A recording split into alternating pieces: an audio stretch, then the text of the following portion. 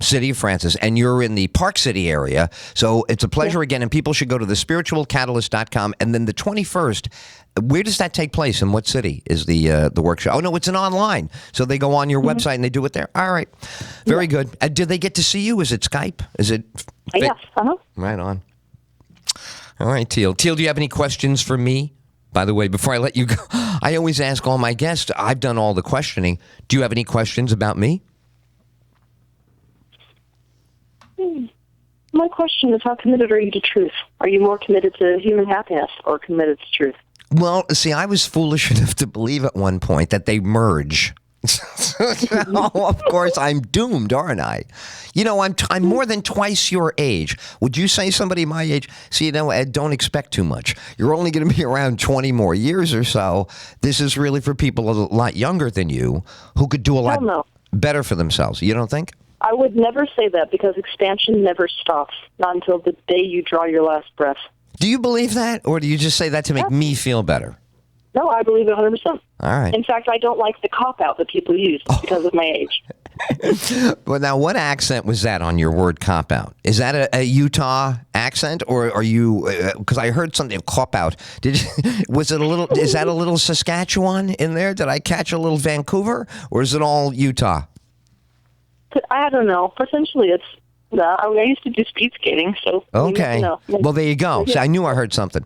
Teal, you've been a delightful guest, and I know America loved meeting you, the ones that have met you for the first time today. TheSpiritualCatalyst.com, December 21st is the next, is the Solstice Workshop. Thank you, and then you'll come back on and we'll talk more?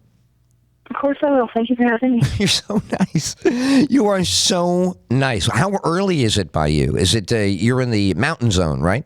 Mountain time? Yes. 7:55? What they called. Right. You have a little one you have to get out to school? Yes. You do? Are they up and about already clanking and clicking and talking? Or are you going to go to the door and knock on the door and wake him up now? No, he's up. He's up?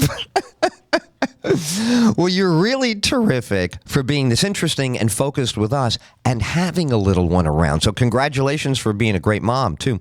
All right, we'll talk to you next time. Have a great day. SpiritualCatalyst.com is Teal Scott. I'm Ed Teal. Ed Teal and Teal Scott. Oh, man. She was just dying, wasn't she? She was like, leave me alone.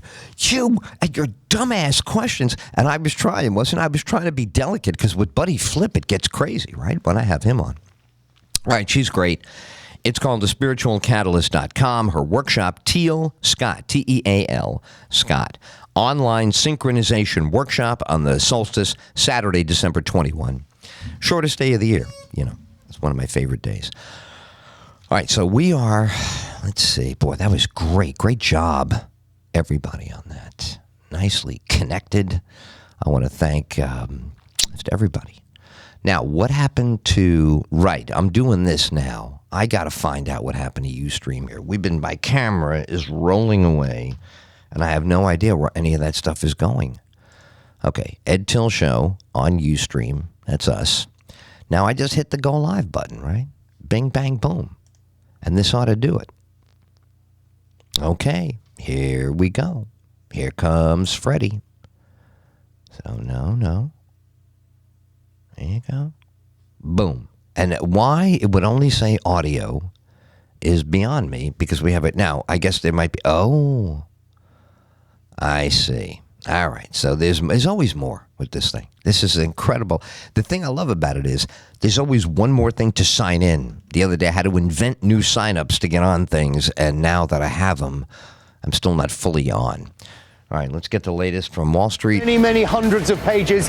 Ed Till Show, Monday through Friday. Oh my God, I got so conversational with her, didn't I? I really turned it down a notch, didn't I? I felt like I might be assaulting her toward the end of the interview. Didn't you feel the same way? You were like, Ed, please give it up. I don't hear a thing. What is the situation there that we don't hear? Is it here? That would be why. That's her. She's the phone. You idiot. Coming up tomorrow, Dr. Jack Caravelli is back. IQ Al Rassouli. IQ, our Rasuli, will be back next Thursday. Right. And what did I say? Tomorrow? I mean, Thursday, right? Dr. Jack on Thursday. Is today just Tuesday? My God. What is going on? All right, so we're live on Starcom Radio Network, and we're trying to get live here on the Ustream. Stand by for the video.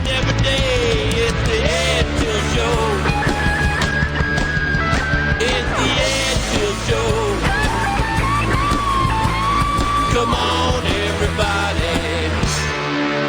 It's that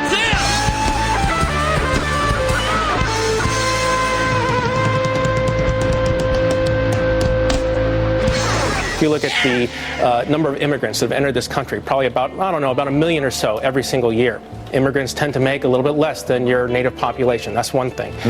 Secondly, there are increase in the amount of women who are the main breadwinners for their households, and that's an exciting statistic to really talk about. But one thing that's worth noting here is women still make less on average than men. So you're having an influx of lower wage earners compared to 20 years ago now. So even if it improves that lower income family's life to have the second spouse working, overall it also brings the numbers down and makes the gap look worse than it otherwise would be. Right, there's that. Okay, but cut, if you would, please, to the question I asked you, sir. Why is it worse, this widened gap among 35 to 44-year-olds? Well, 35 to 44-year-olds, there's one thing about this population. These are the folks who are just about to enter their prime earning years. I'm in this group. You're in your 40s and 50s, you're going to be earning the biggest paychecks you possibly ever will.